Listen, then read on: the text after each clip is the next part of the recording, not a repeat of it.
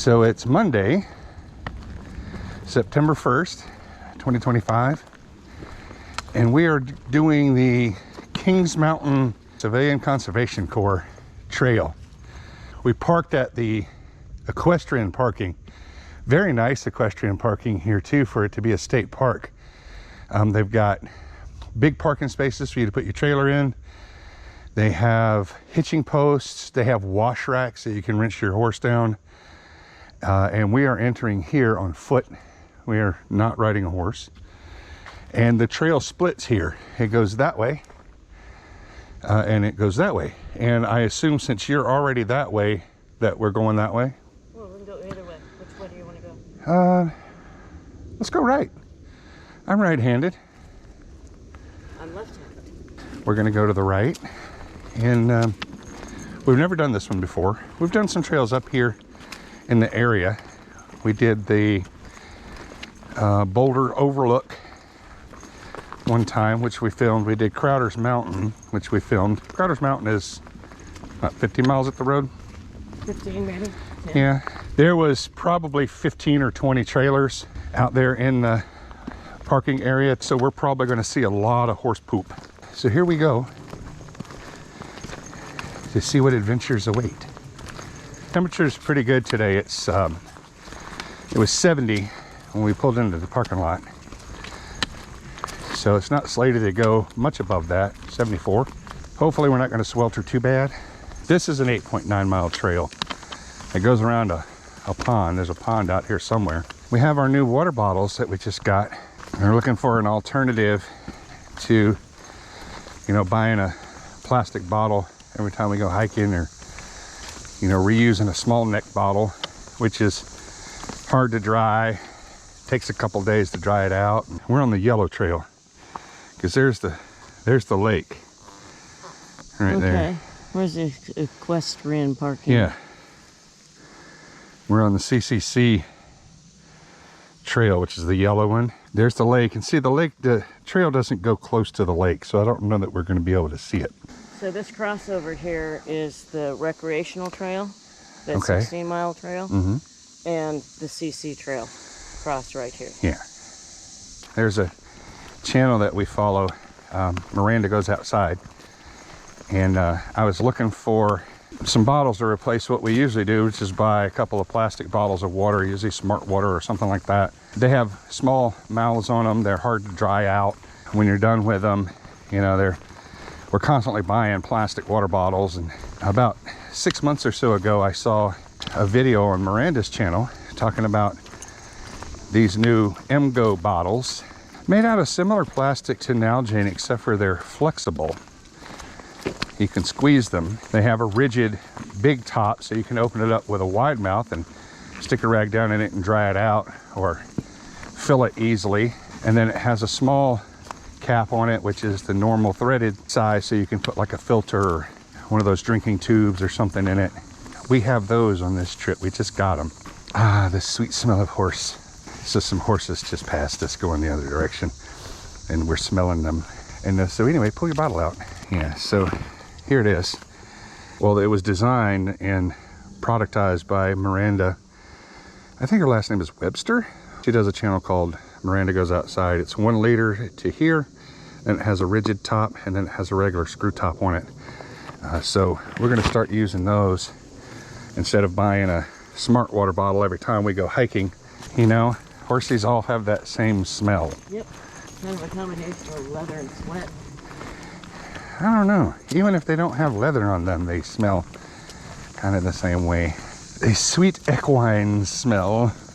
I'm going to market a cologne that smells like that. Call it Sweet Equine. And dudes can wear it, and ladies will be all over them because they smell like a horse. You don't think that would work? I'm not sure. The leather smelling aftershaves do work, I know that. You do? Yep. How do you know? Because I don't wear those. How do you know they work? You walking around sniffing dudes that smell like leather? I've sniffed a little aftershave in my day. Really? All right then. I'm just going to let that one go. I've sniffed a little aftershave in my day.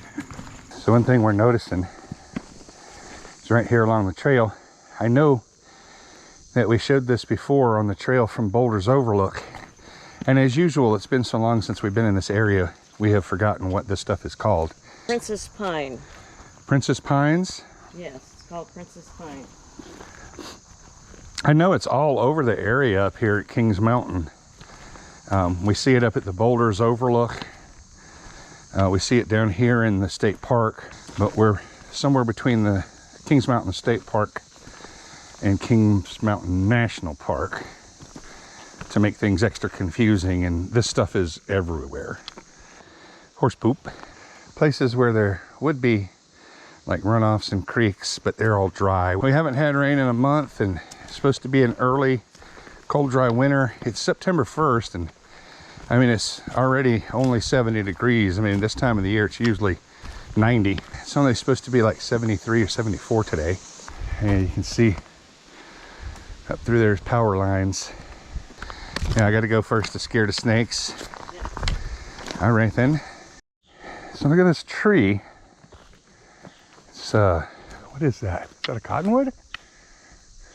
I don't know. I can't see the leaves. A poplar maybe? Looks like poplar. The leaves are way up there, but I mean, that is a funky looking trunk. Some sort of damage. Our daughter at one point was considering starting to hike with us, so I had the Elevate 22 from Hyperlight Mountain Gear. So I was going to give that to her because I'm very tall, especially through the torso area. It's hard for me to find a pack that fits properly because I'm so tall. The Elevate, it doesn't have enough pack space for them to make the straps as big as it would be on like one of the 40-liter packs. They come in 3 sizes of the small packs, small, medium, and large. And then they do an extra large or extra tall on the 40-liter and above packs. So I went with the large, and it fits okay. She was going to start hiking with us. Yeah, she works a lot of hours. She's a paramedic. I decided I was going to give her that. I brought the Aero 28. It's supposed to be a running pack. It's 28 liters, obviously, but it's built like a regular pack, like one of the regular Hyperlight Mountain Gear packs would be built. But the straps are not straps. They're like a shoulder harness, like a runner's harness. It has 2 sleeves, one on either side. There's 2 under pockets, and then there's a zipper pocket on the left side. I carry a bear spray if we're up in the mountains in the left-hand shoulder pocket, and then a water bottle in the right-hand one. Then it has a waist strap. Unlike a regular strap or pack with straps on it, the full weight of it, kind of, you feel it sitting on your hips, and then the straps are kind of on over your shoulder. It's like it's giving you a hug. It's almost like the pack is hugged against your back, and the runner's harness is like giving your chest a hug. So far I like it. It fits well even though I'm tall. I mean, it's got tons and tons of room. It's 28 liters. For a day hike, it's too big.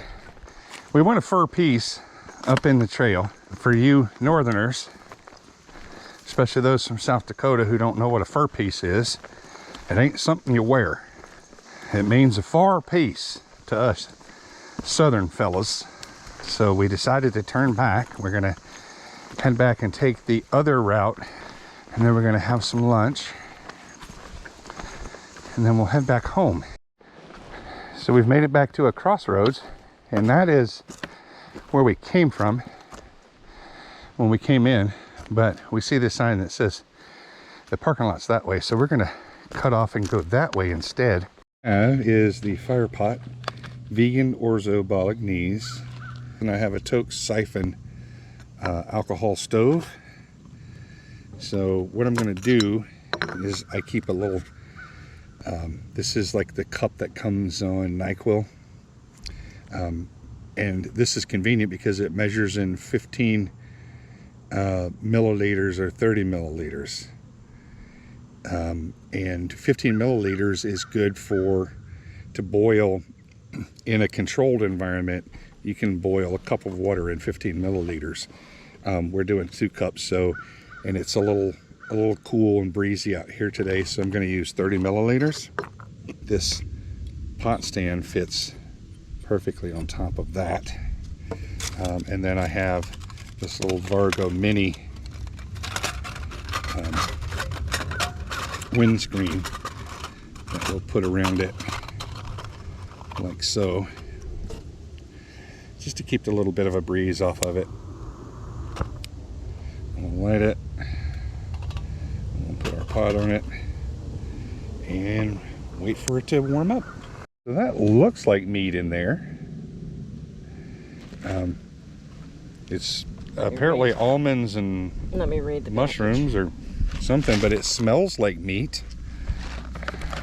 Ingredients include orzo pasta, textured soy protein, which is soybeans and caramel, tomato, onion, garlic, tomato puree, olive oil, mushroom stock, which is a mushroom concentrate, yeast extract with sugar and corn flour, oregano, salt, pepper, star anise, and bay leaves.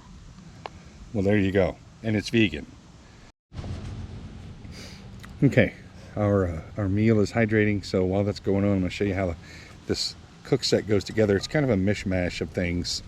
The 750 ml Tokes pot. Then this is the Tokes siphon alcohol burner. And then this is just a 15 and a 30 ml measured cup off of some NyQuil. And that fits right inside the siphon burner. And that's so I can measure alcohol. 30 mils worked just fine to boil 2 cups of water. We're outside, it's quite breezy today. So that fits down inside of there. And then this is the pot stand off of a Goshawk G2 burner. So that fits right down in the cup. And if you roll the pot legs around in a circle, you can take this Vargo mini windscreen.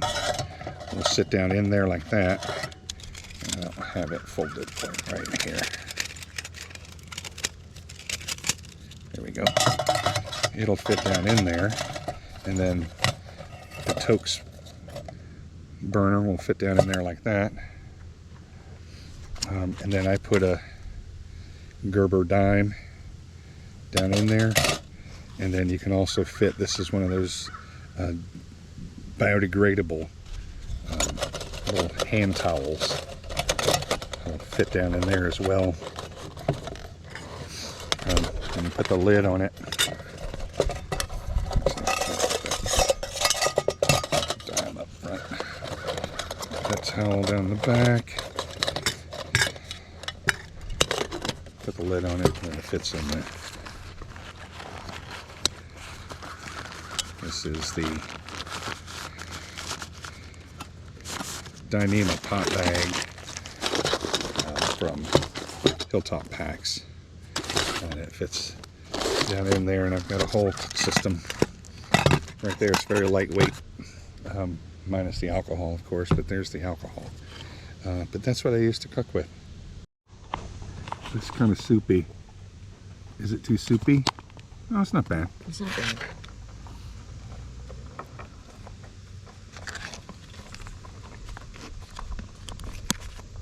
Is it hot? Yeah.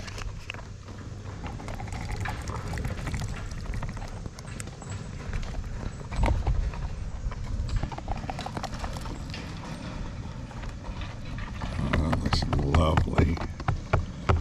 It's orzo.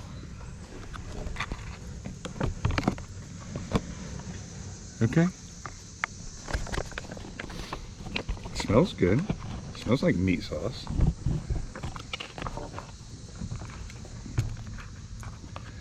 Let's see what we got here.